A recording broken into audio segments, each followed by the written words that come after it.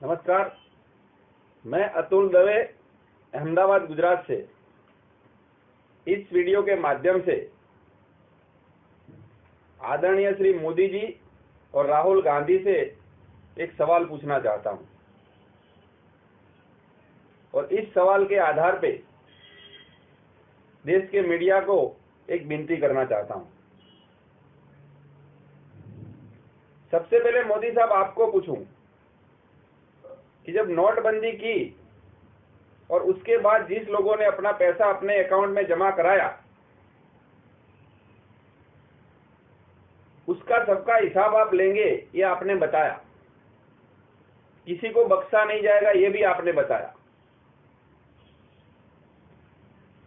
मगर उसके बाद राहुल गांधी ने बड़े जोर शोर से एक बात कहनी शुरू कर दी कि मेरे पास प्रधानमंत्री जी का बहुत बड़ा भ्रष्टाचार का पर्सनल विगत है और जिस दिन मैं बोलूंगा भूकंप आ जाएगा। उसके बाद राहुल गांधी जी 2 दिन पहले आपको मिलने आए और आपस में न जाने आप दोनों में क्या डील हो गई।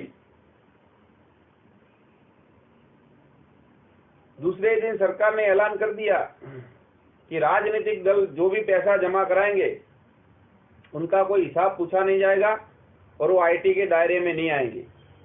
वाह भाई वाह, क्या खेल है। लोगों का हिसाब लेंगे, लोगों की मेहनत की कमाई का हिसाब लेंगे और जो राजनीतिक पार्टी को फोकट में मिल रहा है उसका कोई हिसाब नहीं लेंगे। मतलब सब मिल बांट के खाएंगे और लोगों को उल्लू बनाएंगे। यही बात हुई ना। और मैं तो राहुल गांधी से पूछना चाहता हूं, क्या हुआ भाई आपका भूकंप वाले बयान का? क्या मोदी के साथ मिलके आपने डील कर दी और भूकंप थम गया? भाई साहब, आप लोगों को इतना भी परेशान मत करो कि लोग सड़क पे उतर आवे।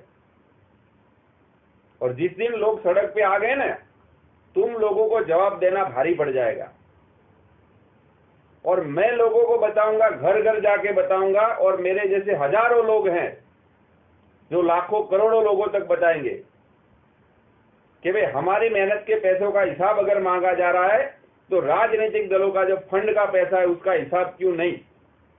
ये सवाल पूछने का मुझे और देश की जनता को अधिकार है और इसका जवाब आपको देना पड़ेगा। ये आपस में आप समझौता करके लोगों को उल्लू बनाएंगे, ये सब नहीं चलेगा। रही बात मेरे पे आपको जो केस करना कर देने का, देशद्रोह का जो भी आपके दिमाग में आकर कर दे, मुझे कोई परवाह नहीं है। मगर लोगों को अगर उल्लू बनाने की बात है तो मैं कभी भी सहन नहीं करूंगा। कौन सा तरीका है ये? लोगों का हिसाब लेंगे और राजनीतिक पार्टी हिसाब नहीं देंगे? आपको सबको हिसाब देना पड़ेगा और आपका ये फैसला आपको वापिस लेना पड़ेगा। जो भी राजनीतिक दल अपना पैसा जमा कराए उसका हिसाब लेंगे आप, और उसको भी काला धन माना जाएगा। अगर काला धन आप नहीं मानेंगे तो इसके खिलाफ मैं आंदोलन करूंगा और लोगों के पास जाके सब लोगों को समझाऊंगा कि ये क्या है, हमारे साथ कौन सा बड़ा धोखा कर रहे हैं सब राजनीतिक पार्टी मिलके। इसलिए मेरी विनती है आप लोगों से, जितने भी राजनीतिक दल है खुद ही सामने आके अपना हिसाब दे। और दूसरा, मैं मीडिया के लोगों से बड़े आश्चर्य के साथ एक विनती करना चाहता हूं कि आप सरकार की अच्छी अच्छी बातें बढ़ा चढ़ा के जो भी है लोगों को दिखाते हैं, मगर जब ये फैसला हुआ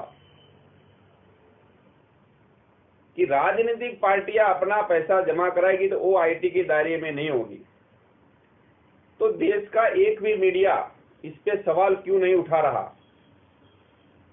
और देश का मीडिया इसके लिए डिबेट क्यों नहीं कर रहा?